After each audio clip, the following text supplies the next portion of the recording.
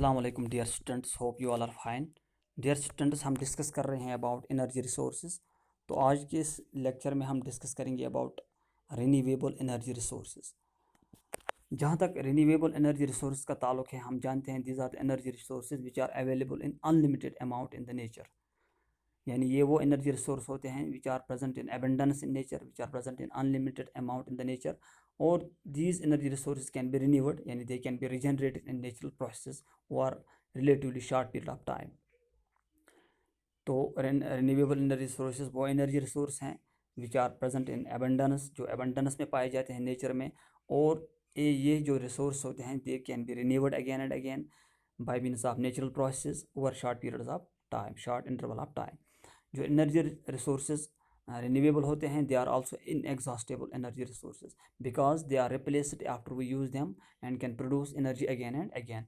यानी these inexhaustible natural resources are renewable energy resources जो है they can be replaced after we use them and can produce heat energy, or we can say other forms of energy again and again, so we can use them again and again। They are inexhaustible, they cannot be exhausted by human use, so hence they are named as इनएग्जॉस्टेबल और renewable energy resources. इसमें हम देखते हैं it includes firewood, plant biomass, animal dung, solar energy, wind energy, water energy और geothermal energy. ये जो renewable energy resource होते हैं they can reproduce themselves in nature, और we can harness them continuously, we can utilize them continuously through a proper planning and through its proper planning, or through their proper planning and proper management। तो renewable energy resource में आज हम लेंगे solar energy. तो solar energy हम जानते हैं कि it is energy which is obtain from the sun. हम जानते हैं कि सन जो है that is the ultimate source of energy on this earth, और the prime source of energy on this earth for all other forms of energy.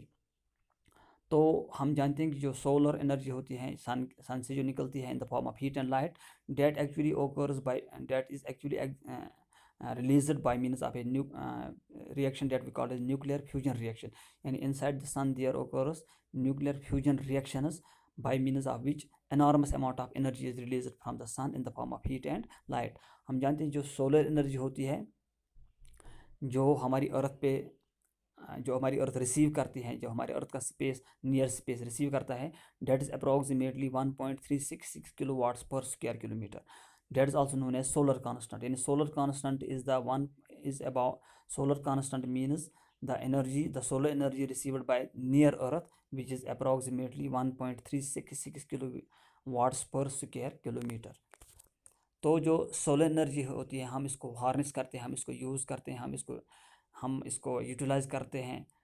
we have been utilizing it, or we are still utilizing it, we have been utilizing it from the from we can say from our past times।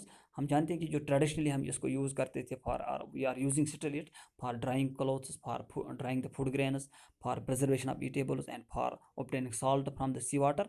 लेकिन in the current age, और we can say in the present age, हम by means of different techniques, by means of different technological we can say and equipments, we can harness the solar energy for different purposes। तो ये जो solar energy हम harness करते हैं या harvest करते हैं या यूटिलाइज करते हैं by means of different devices, these are some of them are discussed below. Number first that is solar heat collectors. तो सोलर हीट कलेक्टर जो होते हैं these are the devices which are used to collect the heat energy from the sun और solar heat energy. तो ये जो energy होती है this is collected by means of heat collectors, और दिस हीट कलेक्टर्स जो होते हैं दे मे बी पैसिव और एक्टिव इन नेचर। जो पैसिव हीट कलेक्टर्स होते हैं या सोलर हीट कलेक्टर्स होते हैं they are the natural materials like stones, bricks और मटेरियल लाइक ग्लासेस, जो एब्जॉर्ब करते हैं सोलर हीट को ड्यूरिंग द डे टाइम और इसको रिलीज़ करते हैं स्लोली एट नाइट। तो जो एक्टिव सोलर कलेक्टर्स होते हैं these are actually the devices which use the heat absorbing materials, for example air or water, and these heat absorbing materials are pumped through these collectors, or these collectors are generally placed on the top of the buildings। उसके बाद जो एक और device है that is known as photovoltaic cells और PV cells और solar cells. तो solar cells वो डिवाइस होते हैं which directly convert the solar radiations into the electrical energy. जो सोलर सेल्स होते हैं या पीवी सेल्स होते हैं they are made up of thin wafers of semiconductor material like silicon, और ये जो सेमीकंडक्टर मटेरियल होता है, when the light falls on this semiconductor materials of this photovoltaic cells, there क्या होता है कि एक पोटेंशियल डिफरेंस क्रिएट होती है, by means of that potential difference there occurs the flow of electrons, और जब वहाँ पे फ्लो ऑफ इलेक्ट्रॉन्स होता है तो electric current is produced and hence electricity is produced. जो सिलिकॉन यूज होता है पीवी सेल्स में, that can be obtained from silica और sand which is available in abundance as well as it is an inexpensive material. तो जो potential difference create होती हैं एक सिंगल पीवी सेल में, जिसका साइज होगा 4 centimetre square, that will produce a potential difference of about 0.4 to 0.5 volts, और जिससे करंट प्रोड्यूस होता है वहाँ पे 60 to 70 milliamperes, having a rated power, that has a rated power और पावर ऑफ अबाउट 0.3 वाट्स। उसके बाद एक और डिवाइस है डेट इज सोलर कुकर। हम जानते हैं कि जो सोलर कुकर होते हैं, these are the devices which use the solar heat for the cooking of food, और they make use of heat by reflecting the solar radiations using the mirror. That mirror, by means of that mirror, the solar radiations are passed directly on a glass sheet which covers a box, that is an insulated box, that is a black insulated box in which the raw food is kept, and that food is, by means of the heat of this radiations of, we can say, solar heat, the food is cooked, raw food is cooked there.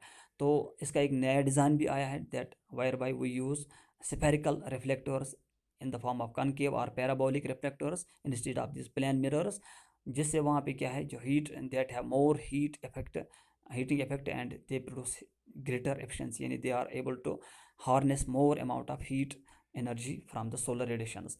उसके बाद एक और device है that is solar furnaces. So solar furnaces use these small thousands of small plane mirrors which are arranged in concave reflectors, or these all of which collect the solar heat, they collect the solar heat, they collect the solar heat radiations and produce a high temperature of about 3000 degrees Celsius.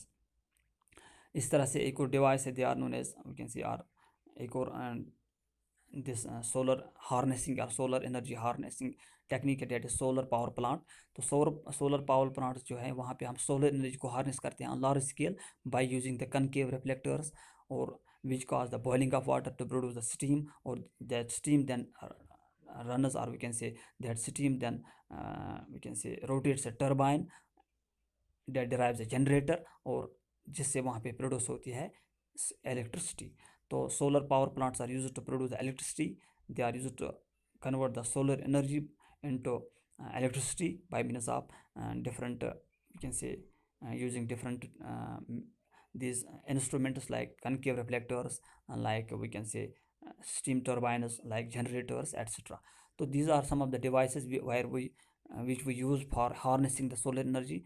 So solar energy is one of the, we can say, inexhaustible and renewable source of energy which we can use continuously, which we can use again and again, which can be harnessed again and again, and it is present in unlimited amount in the nature. So that was about concept of renewable energy resources. So today we discussed one of them, that is solar energy. In the next lectures, in the coming lectures, we will discuss other sources of other renewable source of energy. Thank you, hope you have understood. Thank you.